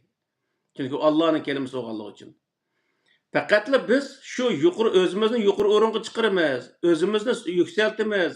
Mushu o'zi nomus qiladigan mushu hozir hayotdan qutulamiz deydigan bo'lsak, u vaqt qanday qildik ekanmiz degan vaqtda Qur'oni Karimdan iborat bu o'zi yo'l ko'rsatgan bu kitobning o'ziga to'g'ri ergashgan vaqtda, to'g'ri amal qilgan vaqtda biz o'zimizni yuksalta olar ekanmiz va o'zimiz yuqori o'ringa chiqa olar ekanmiz degan gap. Ya'ni Qur'ondagi kelimatulloh yal ulya bizni töven o'rindan yuqori o'ringa chiqarish uchun kelganligini Qur'oni Karimniki buni ko'rsatadi. Hem ağu ehl-sünnet vel cemaatlik devakan gepçi degan vaqtda u Allah'ın kelimesi töve o'ringa tushib qolgan, uni insonlar yuqori o'ringa chiqarish uchun kurash qilayotganligini ko'rsatgan bir narsa. Bularniki maqsadi yana bir narsa bor. U nima degan vaqtda ilahi kelimatullohdan hammasi islom davlati ya xalifalik yoki islom amirligi o'xshash bir narsani qurish degan bunday bir narsani mashinadan chiqaradi. Ammo Qur'oni Karimda bunday bir narsa yo'q. Islom davlati şeriat devleti, İslam emirligi, xalifa quruq deyilgan bunday bir narsa asla mavjud emas. Qur'onda insonlik devleti qurish, hamma inson barobar yashay oladigan, hech qanday bir insonniki insonligiga, ya'ni uniki diniy e'tiqodi bo'lsin yoki milliy madaniyati bo'lsin, urf-odati bo'lsin, bir inson yana bir insonga haqorat qilmaydigan, hammamiz inson deb o'zi o'xshash yashaydigan bir jamiyat barpo qilib yashashning o'zini Qur'on buyuruydi. Asla o'zi bütün insonlar hammasi bir dinga e'tiqod qilish kerak degan bir narsani asla buyurmaydi. Qur'oni Karimdagi va yakuna dinu kulluhu lillah degan oyatning o'zini xato tarjima qilish orqali bütün dinning hammasi Alloh taolo uchun bo'lgan qadar urush qilindi deb ashar xato tarjima qilish orqali insonlarni aldayotgan ishlar bor. Bu yerlik narsa nima degan vaqtda payg'ambar alayhisalom Makkada shu oyat tushgan vaqtda Makkani fath qilgan vaqtda tushgan oyatlar bütün din Allah üçün bo'lgan qadar urush qildik ekanmiz deb shu yerda shu Abu Sufyan, Muaviya, shu Umayya qabilasi butunlay o'zida islomni qabul qilmagan ashlarning o'zini qatlam qilib ashadi. Bir ish qoyir yo'q. Buningda biz nimani bilib olar ekanmiz degan vaqtda diniy e'tiqod faqat Alloh va insonning o'rtasidagi ish degan nuqtaga insonlar kelgan qadar kurash qildi degan. Ya'ni diniy qarshilikni tamoman yo'q qilish uchun. Ya'ni hech bir inson, ya'ni bir jamiyatda islom diniga e'tiqod qiladigan xristian diniga, yahudi diniga, budda diniga va boshqa dunyodagi har qanday bir dinga e'tiqod qilgan odamlar bo'lishidan qat'iy nazar hech bir inson ikkinchi bir insonniki dini sohasida sen ya musulmon ekansan, sen aralashmayman yoki sen xristian ekansan, aralashmayman demasdan mening dinim o'zimning shaxsiy ishi bu, Alloh va mening aramdagi ish. Ma insonlar orasiga men dinni suqish orqali bu yerda o'zi jadal chiqarsam bo'lmaydi degan bir ong'i kelgichilik kurash qil degan gap Alloh taolo. Ya'ni budagi natijasi nima degan vaqtda lakum dinukum valiyadin. Ya'ni hamma odam o'zining dini o'zimga degan nuqtaga kelgan qadar kurash qil deb Alloh taolo payg'ambar alayhisolamga ashta deylik va shuning uchun payg'ambar alayhisolam Makka fatih qilgan vaqtida hamma odamning diniy e'tiqodi o'ziga, hech bir inson yana bir insonning o'zini dinda zo'rlamaydi. Dinda zaten Qur'oni Karimda la ikraha fiddin degan o'zi oyat bor. Dinda zo'rlash yo'q. Shuning uchun biz hech kimni diniga zo'rlamaymiz va boshqa dindikilar, ya'ni mushriklarmi o'zining diniga boshqa odamlarning o'zini sen musulmon bo'lib ketding, nima uchun sen musulmon bo'lsa, sen yana mushrik diniga qaytishing kerak deb bunda zo'rlashga bo'lmaydi degandek prinsiplarni ashad bekitgandan keyin hammasi jimg'an. Shu yerda payg'ambar alayhisalom islomni qabul qilmagan hech qanday bir insonning o'zini islomni qabul qilmaganlik sababidan o'ltirgan emas. Ya'ni islomni qabul qilmaslik insonniki o'ltirilmaslik yoki o'ltirilish yoki hayot qilishiga hech qanday aloqasi yo'q. U inson xolis islomni qabul qilsin, xolis qabul qilmasin o'zining shaxsiy ishi. Ammo bu yerlik narsa nima bo'lsa, jamiyatda yashayotgan insonlarga zarar beradigan dinni bano qilib, u insonlarga zarar beradigan bir nuqtaga kelgan vaqtda u din xato bir o'z insonlarga xato bir narsaning o'zini ekvatib degan gap. Ya'ni u odamniki e'tiqodidagi din insonlarga zarar beradigan dinga aylanadi degan gap. Ya'ni Qur'oni Karim bor bunday so'zlar misol. Araytallazir yana shu Maun surasining o'zimi Fawailul lil musallin allazina hum an salatihim sahun allazina yuraun va yamnaun al maun deydi. Bu shu namoz deb tarjim qiladi misol. Namoz deb tarjim qilgan vaqtim Alloh taolo namoz o'qigan insonlarning o'ziga la'nat qiladi misol. Agar ashlarni tili bilan aytgan vaqtida. Nima uchun la'nat qiladi? Sen namozni o'qib boshqa odamning o'zini yaxshi ishni to'sadigan bir namozga aylantirib olsan, misol. Namoz o'qib boshqalarning o'zini to'van ko'radigan. Masalan, hozir bizda bor-ku. Bir yer namoz o'qib bir jamoat bir qancha jamoatli bir yer yig'ildi, masalan, 40lik jamoat bir yer yig'ilsa, 4-5 oy namoz o'qiydigan insonlar bo'ladi. Lekin namoz o'qigandan keyin namoz o'qimaganligiga salbiy ko'z qarashda qaraydigan odamlar bo'ldi misol. Namoz o'qisang u o'zingning ishi. Yana bir odam bilan nima aloqasi bor u ishniki misol. Ro'za tutsang o'zingning ishi. Islom diniga e'tiqod qilsang o'zingning ishi, qilmasang o'zingning ishi. Sen bu insonlik nuqtasida bir yer jam bo'lib yashashing kerak. Shuning uchun bu yerlik narsa nima degan vaqtda dinni bano qilib jamiyat tartibini buzish, jamiyatda insoniyatga o'zi zarar beradigan bir dinga aylantirib olish bu butlay xato. Shu Qur'oni Karimda davomli o'z Yahud Nasara va boshqa dindagi insonlarga la'natlangan ularning o'zini bu xato yo'lda ketdi, bular o'zi qiyomat ko'z andoq bo'ldi, mandoq bo'ldi, jahannam kirib deb Alloh taolo ashunday o'z bayonot e'lon qilishning butun sabablar nima degan vaqtda bir Yahudi dinni bano qilib, Yahudi bo'lmagan insonlarga qarshi, ya'ni Qur'onda bor bu oyat. Men kim Yahudi bo'lsa u jannatga, Yahudi bo'lmagan jannatga kirolmaydi. Nasaralar o'z u kimki nasara bo'lmasa u jannatga kirolmaydi degan ashunday so'zlarni qiladi degan Qur'onda maxsus oyatlar bor. Ya'ni sen jannat kirsang o'zing kir, kirmasang o'zing kirim, boshqa bir insonniki ishi bilan ishing bo'lmasin degan gap. Yani bu yerdeki faqat musulmonlar tushgan narsa nima degan vaqtda la ikraha fiddinni oxirida qad tabayyana rushdu minal g'ay degan oyat bor. Shu yerda haqiqatni o'zini deb qo'yish o'tirdi. Ya'ni mandaq Qur'oni Karim mandaq narsani deydi, bu mandaq bir haqiqat, mandaq yaxshi ish deb uni insonlarga yetkazib qo'yish vazifamiz bor. Ammo hech bir insonni diniy e'tiqod sababidan haqoratlash, eyiblash yoki uni jahannamlik bo'ladigan, murtad bo'ladigan, murji bo'ladigan bunda gaplarni qilish bu islomga tamoman zid. Bu Qur'onda necha ta'kidlangan yerlar bor misol. Qur'oni Karimda eng o'zi qarshi turgan narsa nima degan vaqtda insoniyatning shaxsiyatiga va milliy kimligiga yoki diniy kimligiga qarta hujum qilish bu nihoyat qattiq cheklangan. Chunki Qur'onda vala tasubbul lazina yad'una min dunillah degan oyat va la yaskhar qawmun an qawmin degan oyat va misol bu shuning hammasini nima desa millatchilik qilishni Alloh taolo to'smaydi.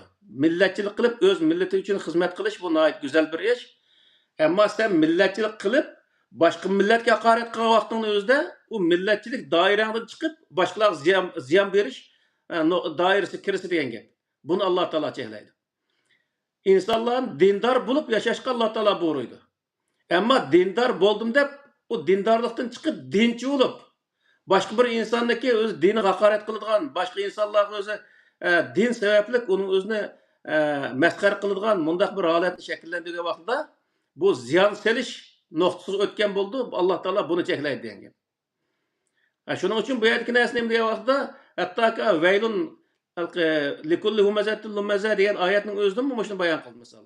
Shaxsiy nima vaqtimi bir odamning undaq birsi ya urug' bo'ldi, ya semiz bo'ldi, ya egiz paka bo'ldi misol. Ya chiroyli bo'ldi, ya sat bo'ldi. Bundaq shaxsiyatiga qartami, semizga, ma urug'ga, aysa andaqkans deb uniki shaxsiyatidagi narsalarning o'zini bana qilib, uningga o'zi azob berish bu Qur'oni Karimda cheklandi. Yani o'zing osmondagi oyib ketsan ketaver. Bu o'zingniki o'zingdagi narsa. Ammo boshqa insonlarning o'zini sen meningdek emasga deb o'tirib uni haqorat qilish nuqtasiga kelish bu Qur'on cheklaydigan bir narsa. Shunga Qur'oni Karim eng birinchi darajadagi inson haqlarining o'zini himoya qilgan, inson haqlarining o'ziga ahamiyat berishga buyurgan bir kitob. Eng odatdagi masalan Qur'onning o'zida vala talmizu anfus nima vala tanabazu bil alqab degan oyatlar bor shu la yaskhar qawmun an qawmin degan oyatning oxirisida bir-biringni hatto laqab qo'ymang deydi Alloh taolo. Falon taz pustani baz degandek o'z laqamlarni qo'yib, uning o'zini nim qiladigan kamsizgan yoki bo'lmaydi uning inoat to'kilishiga sabab bo'lgan bunday gaplarni qilmang deydi Alloh taolo. Shuning uchun bu yerlik narsa nima desa, eng tovandan tortib yuqorigachilik e'tiqod sohasida bo'lsin, iqtisod sohasida bo'lsin, siyosat sohasida bo'lsin, yoki jamiyat sohasida bo'lsin, yoki shaxsiyat sohasida bo'lsin. Har qanday sohada o'zingga belgilangan bir doira bor dedi Alloh taolo. Shu doira ichida harakat qilsang bo'laverdi. Ammo u doirani shunday atlab chiqib ikkinchi birsiniki, ikkinchi bir shaxsning yoki ikkinchi bir jamoatning yoki ikkinchi bir millatniki yoki bir ikkinchi dindagi insonlarniki doirasiga shunday atilgan vaqtning o'zi bu ikkinchisiga tajovuz qildik hisoblandi, hujum qildik hisoblandi, uning zulm qildik hisoblandi. Buning o'zini Alloh taolo nima deydi degan vaqtda zulm deb qaraydi. Qur'on faqatla o'zi adolatni tiklash uchun kelgan kitob, adolat zulm qarshi degan gap. Agar u odam ashta qilgan vaqtda adolatni buzgan bo'ldi, adolatni buzish zulmni maydonga keltirganlik, buning o'zi tamoman Alloh taoloniki Qur'oni Karimdan iborat bu kitobniki nimasiga maqsadiga zid. Ya'ni shuning uchun bu yerda Alloh taolo uni cheklaydi. Ya'ni har qanday sohada bo'lishni nazar boy degandek hamma narsani chiroyli tushuntirish, anglatish u Alloh taolo ko'rsatgan narsa. Va ammo bi ni'mati robbika fahaddis degan oyatning o'zimi Alloh taolo bergan ne'matni sen so'zla dedi insonga. U ne'mat nima? Qur'oni Karimdan iborat ne'mat deydi. Qur'oni Karimni bilgan insonlar uni boshqa odamlarga yetkazish vazifasi bor. Lekin yetkazdim deb uning o'zi sen buni kirmading yoki bo'lmaydi sen boshqa dinda ekansan deb o'tirib uni haqorat qilish yoki sizning fikring menikiga sal o'xshamaydi deb uni haqorat qilishning o'zi Qur'oni Karimda tamoman cheklangan bir narsa. Yani buning o'zi islomga zid. Shuning uchun kelimatulloh yel uliya degan so'zniki bir nuqtasi nega bor degan vaqtda hamma odam o'ziniki haq-huquq doirasini yaxshi bilib olish va boshqa insonlarning haq-huquq doirasiga hujum qilmaslik bu Qur'oni Karim belgilagan bir narsa. Shunday qilgan vaqtda inson Alloh taoloniki oliy kelimasiga ergashgan bo'ldi degan gap. ilahi kelimatullah aşının ziddi boyunca başka insanın özü İslam'a girmegen bolsa sen özün demiş İslam'a girmeli dep onun özünü öldürüş halal, qeni halal, jeni halal, xutni halal dep özü beş batman halalını çıkarıp öyle bu yerde onu kılıçqa apırdıgan gep ilahi kelimatullah bu öz Kur'an-ı Kerim'e tamamen zid. O kirmesi özü kirmedi, o sınavga hiç qanday onun var işin nime, işin buluş o Kur'an-ı Kerim'deki prensipga zid degen gep.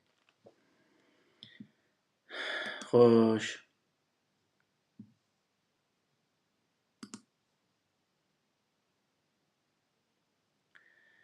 Xoş, sual varmı? Sual. Bayatıda Suratul Baqara'nınki 5'teki 5 ayetni misal qildi. Taqvo to'g'riliq gap qildi edi. Bu kitap şu taqvodorlarni, yani mas'uliyatchan kishilarni xato ishni oz qilib, yani to'g'ri ishni to'g'ri qilib, xatodan saqlanadigan mushundaq insonlarga yetakchimi yoki bo'lmasa dastlabda Qur'on o'qigan odam tarjimasini aşağı kelgan chog'da biroz niqib qoldi shu kallasi. Qur'onda Bu nimish qalqi? bizim tushunadigan taqvolar bor-ku.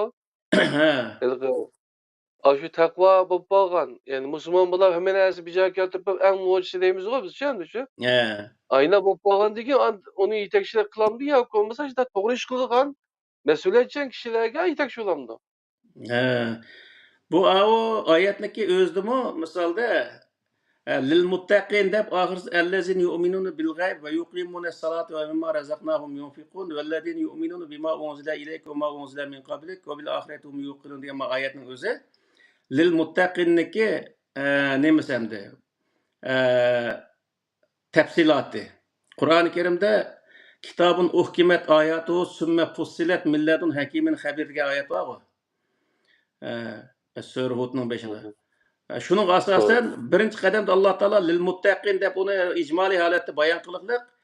Hamda muttaqi degan nemiz xatolikdan saqlanguchi insonlar uchun, ya'ni bir inson men xato ish qilmasam bo'ladi, to'g'ri ish qilsam bo'ladi desa, u inson nima qilish kerak degan vaqt Qur'oni Karimni o'ziga yetakchi qilsa to'g'ri ish qila oladi degan gap hamda.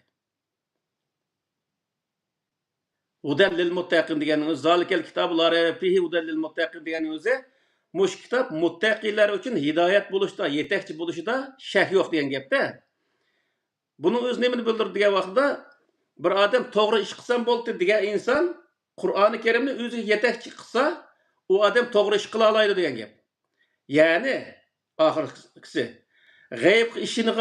g'ayb ishini ishansam bo'ladi, yana Allah'ın bar birligiga, malaiklarga o'zi degan ash 5 iymanga iymon sohasiga ishonsam bo'ladi va yuqimuna salat va o'zi kishilarga yordam qilsam bo'ladi va mimma razaqnahum yunfiqun deydi Alloh taolo. Bu yerda biz bergan rizqni ular to'g'ri yo'lda xarjlasa bo'ladi degan shuning hammasini o'sha birlashtirgan vaqtda bu ishni qilgan odamlar Qur'oni Kerimni qarab turib qilgan vaqtda uni to'g'ri qila olganligini bildirdi. Ya'ni bir odam misol iqtisodidan nafqa bergan vaqtida xalqqa yerga berish u nafqaniki to'g'ri berilganligini isbotlamaydi degan gap. Alloh taolo Qur'oni Karimda ko'rsatgan o'rinlar bor misol. Shu o'rinlarga bergan vaqtda u to'g'ri berilgan bo'ldi.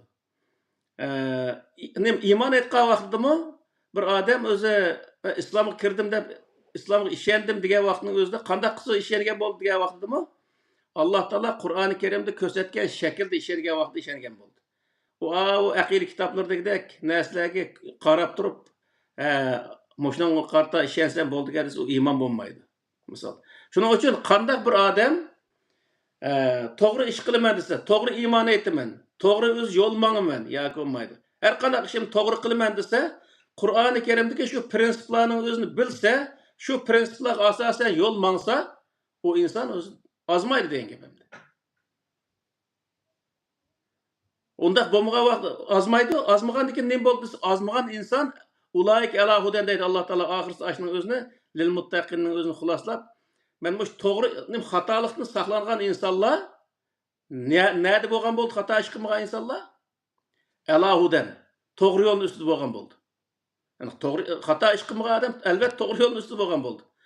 To'g'ri yo'l ustida bo'lganlikniki nimasi dalil nima bo'ldi degan vaqtda oxirdagi nijotlik, ya'ni u odam bir o'zi u to'g'ri yo'lning oxirsida bir narsa qozonish kerak endi. Bir bu o'zi qozonchisi u odamniki, u odamning to'g'ri yo'lda mang'anlikligi isbot bo'ldi. Shuning uchun biz masalan tarixda nurg'unlagan qatim Sharq Turkiston inqilobini qilgan bo'lsakmi, biz oxirida netincha qozonolmay mag'lubiyatdan oxirlashganligi bizniki shu ishlarda nurg'un katkizib qo'ygan, xato qilib qo'ygan yerlarimizning borlig'ini ko'rsatib degan gap. Agar shu davlatimiz shunday qilib qolgan bo'lsa, davomlashgan bo'lsa, u ishimizniki to'g'ri qilganligini, ya'ni ajdodlarimiz ishni to'g'ri qilganligini isbot bo'lgan bo'ladi. Ya'ni shuni qilib qolmaganligi qilgan o inqilobning o'zini. Ammo shu yerda xato qilib qo'ygan yerlar bo'lgan. Uning uchun u narsaniki davom qilolmaganligi mushtarakdan degan gap. Shuning uchun biz deydiganimiz nima degan vaqtda biz Alloh taoloniki kitobi Qur'oni Karimdan iborat bu kitobga ergishish bir masala. Ya'ni Qur'oni Karim yani o'ttirib qo'ygan uni to'g'ri ijro qilishdan iborat. Buning o'zini ijro qilish, ya'ni to'g'ri ijro qilishdan iborat bu prinsipga amal qilish, ya'ni bir o'zi cho'ng bir ish degan gap. Har bir ishni qilgan vaqtda buni qilsam bo'ldi emas, uni to'g'ri qilish ishi bor yani. Çapanni kaydi, çapanni 10 kaysami, ta'tir kaysami bo'laverdi deyish emas. Çapanni kay, ikkinchi qadam uni o'zini to'g'ri yana 10 kiyishing kerak. 10 kiyib uni o'z tugumisini ham 10 etishing kerak. Besni ustin, besni tava etib qo'ygan vaqtda u sen haqniki kulkisi qilib qolsa. Shuning uchun bu yerda hamma narsani nimani bildirdi degan vaqtda hamma ishni Alloh taolo Qur'onda buyurgan narsaning har birisini qilishni bo'yniga elish bir masala.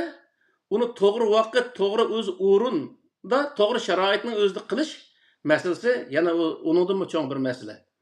Buni ko'rsatyapti Alloh taolo.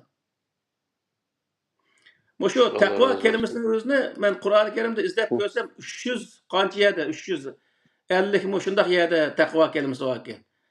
Har bir so'zda misol bir odam kiyim kiysa taqvoni ishlatibdi Alloh taolo. Jihad qilgan odamni jihad taqvolikni ishlatgan. Xayr ihson qilgan insonlarga taqvoni ishlatgan, ibodatga taqvoni ishlatgan. Hamma sohada taqvo kalimasi bor. Bu nimani bildirdi? Hamma sohada to'g'ri ish qilishni, ya'ni u ishni qilish bir masala, u ishni ham to'g'ri qilish yana bir masala degan gap. To'g'ri. Alloh razı olsun. Yana aslida degan gaplarga qarata bu kitob nima uchun muttaqiylarga o'zi hidoyat. Men buni bir adam so'rgan, nari so'rgan esimni qolmagan bo'lsa-mu, bir yer so'rgan esimda bor. Bu taqvo muttaqiylar uchun bu kitob hidoyat deyishning o'zi nima degan vaqtda bir inson men to'g'ri yo'l mangman, ya'ni yo'limni to'g'ri etmashim kerak degan odam o'ziga to'g'ri yo'l ko'rsatgan bir narsaga ehtiyojli bo'ldi. Shu odamga shu odam ehtiyojini mush kitob qondira oladi degan gapda, mush kitob qarab maqsa u odam o'zi to'g'ri yo'lda manglaydi. Misol nurg'un odamlar bor, bu o'zi mo'minlarga o'zi hidoyat degan ashunday o'zi mo'minlarga yo'l ko'rsatgan shunday bir kitob, nima kofirlarga demaydi degan bunday so'zlar bor. Chunki biz jamiyatda bunday qarasakmi, masalan bir sotsialist davlatda biz sotsialist davlatda cho'ng bo'ldik. Shu yerda o'zi shu nima deydi, partiya a'zosi bo'lgan bir odam partiya a'zosi bo'lsa, u partiya a'zosi bo'lgan odamga bir nizomnoma berdi qo'liga. Bir risola berdi kichik. Uningda mandaq qilsa, andaq qilsa, mandaq qilsang bo'lmaydi, ma'nqis partiya a'zoligiga nima zid bo'lgan bo'ldi, andaq nurg'un tushunchalar bor. Uning o'zini biz nizomnoma deymiz misol. Shu nizomnoma qarta ish qildi odam, ish qilgan vaqtda partiya a'zoligiga loyiq holatda shu partiyaga a'zo bo'lganligini to'g'ri o'zi aytmagan bo'ldi. Ya'ni u bir odam partiya a'zosi bo'lgan bo'lsa, u Qur'onni ko'tarib turib, Qur'on qarab yo'l menish bilan partiya a'zosi bo'lolmaydi. Yoki bo'lmaydi, u sotsializmniki yo'lda mangan bir odam kapitalizmniki nizomnomasiga qarab menish orqali u to'g'ri yo'l manolmaydi. Ya'ni har qanday bir odam bir yo'lga kirgandan keyin u yo'lga kirgan vaqtning o'zida shu yo'lni ko'rsatgan, to'g'ri tushuntirib bergan bir o'zi kitobchiga ehtiyojli bo'ldi degan gap. Shu kitob qarab mangsa, u odam to'g'ri yo'l manga oladi. Xuddi shunga o'xshash bir odam men musulmon bo'ldim, Allohga ishondim degan vaqtning o'zida u odam Qur'oni Karimga ehtiyojli bo'ldi. Qur'oni Karimga o'zi qarab manga vaqtida u odam o'zining yo'lini to'g'ri ep manga oladi degan gap. Agar o'zi Qur'oni u odam islom diniga e'tiqod qilib qo'yib, kirib qo'yib, uningdan Qur'on mayda qilib, u Qur'onda yo'q bir narsaning o'zini men ma e'tiqodga, ma iymonga, ma falon deb boshqa bir narsalarga hikoyalik agashgan vaqtida u odamning o'zi u to'g'ri yo'l mangamaydi. To'g'ri yo'lda mangan bo'lmaydi. Chunki u sen Allohning diniga kirdim deysa, Allohning diniga kirgan odam Allohning dinini to'g'ri o'zi tushuntirib, ko'rsatib mangalaydigan bir kitobni yendi tutish kerak. Sen Allohning diniga kirding, oxirida boshqa bir narsaga agishib mangding, masalan, rivoyat hadislarga agashting, fiqhga agashting va aqida kitoblarga agashting, shu fiqh va kazani asos qilgan aqida kitoblarga agashting. Bu vaqtda sen u islom diniga agashmading, boshqa bir narsaga agishib ketyapsan degan gap. Yo'l paloniga nima pustonigan bir narsa bor, bir gap bor bizda. Yo'l bilimi Sarixonga degan. Xuddi shunga o'xshash bir gap. Aylaxonga, at Aylaxonga, yo'l Sarixonga. Mana shunday gap. O masalan men Londonda yashayotgan bir odam Manchesterga borgan bir poyezdga chiqib o'tirib, nimishqa men Glasgowga olmayman desam men qanday bo'ladi misol?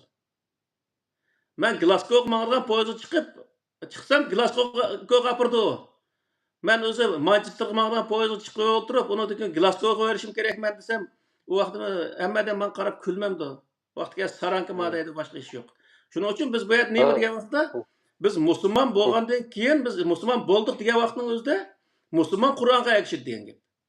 Sen o'zi Qur'onga agashmay turib boshqa bir narsaga agashgan vaqtida xuddi o'zi Qashqarga borgan bir odam masalan Kuchadin Qashqarga bormoqchi bo'lgan odamning o'zi Urumchiga borgan poyezdga chiqib o'tirib men Qashqarga berishim kerak deganda bir gap endi. Allah razı olsun. Düşündürüştüğün şeylerle kapitalizm, sosyalizm gibi çıkıp şunu ondan doğrumangan buludu degan gap. Onları hata düşünmemisin hem düşün. Ya bunu bir misal qilib keltirdik. Hamda bu odam tuzum sohasi deymizda. Palana yo'lda mangdim desa, shu yo'lni tushuntiradigan bir risolaga ehtiyoji bor. Shuni qarab mangsi to'g'ri yo'lda manggan bo'ldi. Yani bir adam musulmon bo'ldim degandan keyin chuqur musulmonlikni tushuntiradigan bir kitobga ehtiyoji bor. Uning uchun shu kitobga erishmasa, u odam to'g'ri yo'lda mangdi. Shuning uchun u hudallil muttaqin deganning o'zidami kofirlar nima uchun hidoyat emas degan gapning o'zi so'ralgan. O'shaning o'zi nima degan vaqtda kofirlar bu Qur'oni Karimga ehtiyoji yo'q bularniki. Agar ehtiyoji bo'lsa Qur'oni Karimga ishinib, shu Qur'oni Karim qarab mangdi. Eğer Qur'oni Karim qarab mangsa, o kofirlar u musulmon bo'ladi degan gap. Shuning uchun bu Qur'oni Karimga ergishgan odamni kim u degan vaqtda Qur'oni Karimga ishongan, ya'ni Allohning diniga ishondik degan insonlar Qur'onga ergishmoqdi. Ergishmagan vaqtda u to'g'ri yo'lda manglaydi. Bayaqidek o'zi ot Aylaxonga yo'l Sarixon qilib, andaki o'zi e'tiqod qilgan, iymon keltirgan dinimiz mayada, manga yo'limiz oyada bo'lgan vaqtda u biz shu manzilni topolmay 80 yo'l deymiz. Ezitqini oqsiq kirib qolgandek ayndaq o'zi ish bir zaman to'g'ri yo'lni topolmay ayndaq hayotimiz o'tib ketadi. Hatta la raybe fihi degan bu kitobda hech qanday shak yo'q degan oyatga dushmanlik qilgandek zodi. Bu Allohninki kitobida shak keltirib boshqalarcha o'zlarininki ishlayotgan narsasiga boshqalarni ishontirish uchun qilib ketgan hamda ishlari odamni hayron qoldirdi. O nuqtaga kelmayli. Allah razı olsun. Hamda yeni bir savol var. Bayatın degan gapdimi shu iniq bo'ldi. Yani inson din uchunmi yoki din inson uchunmi degan bir savolga bir javob bo'lgan bo'ldi. Shunga bir yeni qaytarib javob berasizlar, bo'lmay. Din inson uchun. Yani bu nima degan bo'ldi degan vaqtda Alloh taolo Qur'oni Karim deylik sizlarni to'g'ri yo'lga yetaklash uchun buni tushundim deydi. Biz agar to'g'ri yo'lda mang'algan bo'lsak, kitobsiz to'g'ri yo'lda mang'algan bo'lsak, u kitobning hech qanday ehtiyoji yo'q deganga. Demakki, To'g'ri. bizniki shu manfaatimiz uchun mush insonlar to'g'ri yo'lni xatolashib qolmasin, xato yo'lda menib qolmasin, ziyon tortib qolmasin deb o'tirib, bizniki o'zi g'amimizni qilib Alloh taolo Qur'oni Karimni tushirganligining o'zini bayon qildi. Aslo biz o'zi xizmat qilib, din uchun xizmat qilgan bo'lmaymiz. Biz Qur'oni Karimning ichida Alloh taolo buyurgan bir buyruqni biz ijro qilgan vaqtida u buyruq cho'qim bizga manfaat keldi misol. Mhm. Hech bo'lmasa e'tiqod jihati paydo qilgan bo'lamiz, hech bo'lmagan munosabat jihati paydo qilgan bo'lamiz. Nurg'unlagan o'zi shunday yaxshi bir narsani olib keldi. Uning uchun bu yerlik narsa nima bo'lsa, biz islomga e'tiqod qilgan vaqtda, amal qilgan vaqtda biz foydalanamiz. Dunyo va oxirat foyda ola olamiz degan gap. Uning uchun din inson uchun. İnsan bo'lmasa Alloh taolo dinni tushunmay bo'ladi. Misol kim amal qildi unga? Shuning uchun insonlar dunyoga paydo bo'lgandan keyin Alloh taolo dinni tushiriblik. Demakki, din inson uchun tushgan, hargizmi o inson din uchun emas degan gap. Masalan, ba'zi munozaralar bo'lib ketaylik shu. Masalan, sen millating bilan diningni tanlashga to'g'ri kelgan chog'da, men dinimni tanlayman deydigan shundoq savollar bilan nurg'un munozaralar bo'lib ketaylik shu. Sizlarcha bunday munozaraninki bir foydasi bormi yo'qmi? Yalaqa. Bu munozirani to'g'ri qilsa foydasi bor. Bu qilishga tegishli bir munoziralar aslida. Hamda bu insonlar tanlay oladigan, tanlay olmaydigan narsalarni bilish kerakchi. İnson o'zining millatini tanlay olmaydi. Buni bilish kerak. Masalan, men tug'ilgan vaqtda men Uyg'ur bo'lib tug'ilishim kerak deb uni tanlab tug'ilmadim. Ota-onam Uyg'urga tug'ildim, Uyg'ur bo'lib tug'ildim. U tanlaydigan narsa emas u. Men u Uyg'urlikning doirasidan, ya'ni Uyg'urning butun shu Uyg'urni Uyg'ur qilib turgan narsani chikatgan vaqtda Uyg'urlikdan chikatgan bo'ldim, lekin u meni haq Uyg'ur deydi. Men u Uyg'urlikdan faqat tug'ilgan vaqtida kirdi, o'lgan vaqtda bir xil chikadigan narsa. Uni tanlab o'zi men Uyg'ur bo'lay yoki men boshqa bir Xitoy bo'lay yo Arab bo'lay deb undaq o'zi tug'ilgan vaqtda unda tanlab tug'ilgan bir narsa mavjud emas. Buning uchun bu tanlash imkoni yo'q narsa bu. Majbur tug'ilamiz. To'g'ri. Ham dinchi degan vaqtda din aqli hushimizni topgan vaqtida qos to'g'ri deb a dinning kitobini, ma dinning kitobini, ma dinning kitobini ko'rish orqali tanlab o kiralaydigan narsa. Kiralaydigan narsa ham xohlasak chikata oladigan narsa. Din. Uning uchun bu tanlash imkoni bor narsalar bo'ldi dunyoda, tanlash imkoni yo'q narsalar bo'ldi. Masalan, millatning o'zi bir millat tug'ilish, u tanlash imkoni bor narsa emas u. Shuning uchun buni men Uyg'urlikni tanlamdim yo musulmon bo'lishnimi degan savolning o'zi to'g'ri savol emas. Chunki Uyg'urlikni tanlaydigan narsa emas.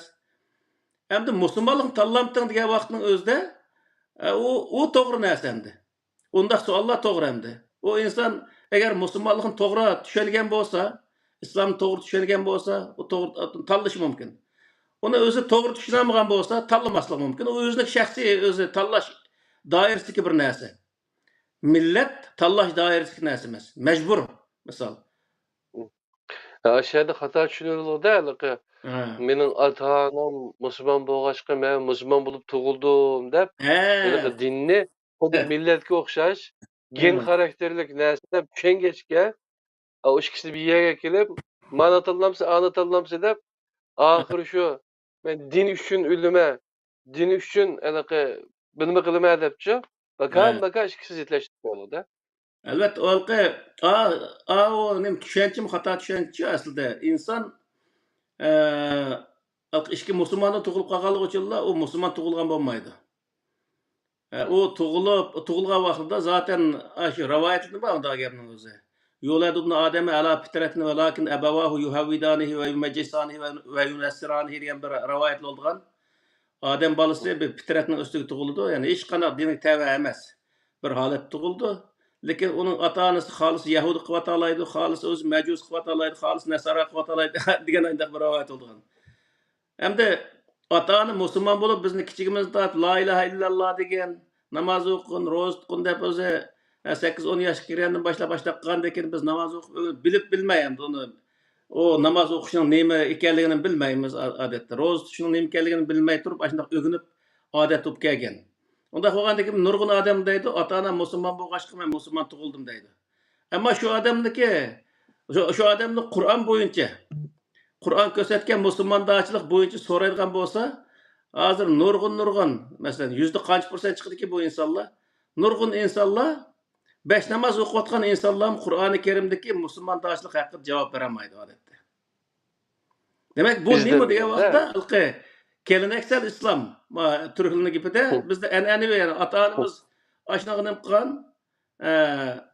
biz shunday musulmon tug'ildik degandek bir narsa olib kelgan, odat, urf-odatga o'xshash. Ammo bu islom emas. Islom uni bilib, to'g'ri xatoligini tushunib, uningdagi o'zi kiradigan, amal qiladigan bir narsa. to'g'ri, Alloh razı olsun. O gap xatarlik gapkan, qadrlik ko'rman qarindoshlar. Ata-onam musulmon bo'lib qolg'achqa yoki mening shu musulmon oilada tug'ilib qolganligimdan men bir musulmon bo'ldim deb menda faxrlanishni o'zim biraz diqqat qilsak, izinib baksak, islom dinininki bir gen, yani tug'ilish bilan mana musulmon tug'iladigan ish emasligini, shuning uchun Qur'onni qo'limizga olib, qaytadan bir iymonimizni Qur'onninki taroziga solib, ilgiga solib, tasqab beqishimizni tavsiya qilamiz. Shunga Qur'ondan nazar degan programning ismi shu, qadrli qarindoshlar. Ahmadjon qarindoshim, sizning savol bormi? Ahmadjon,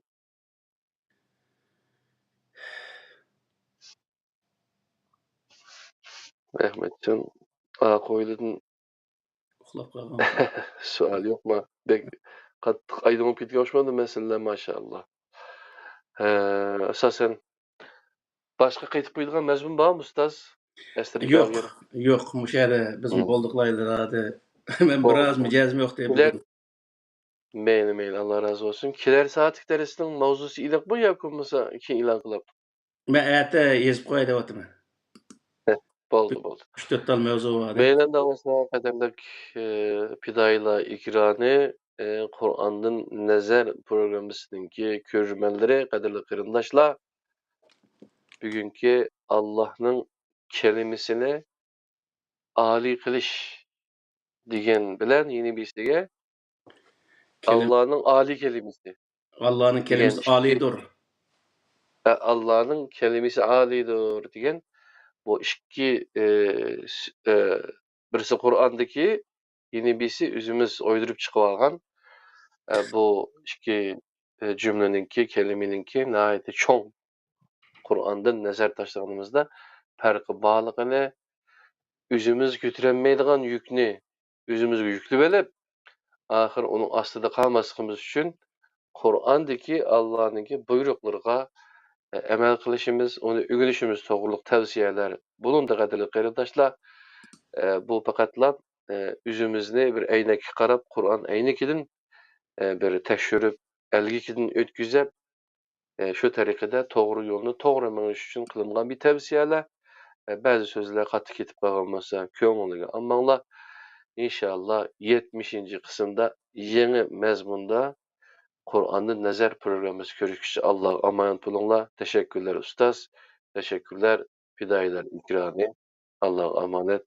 Assalomu alaykum va rahmatullohi va barakatuh.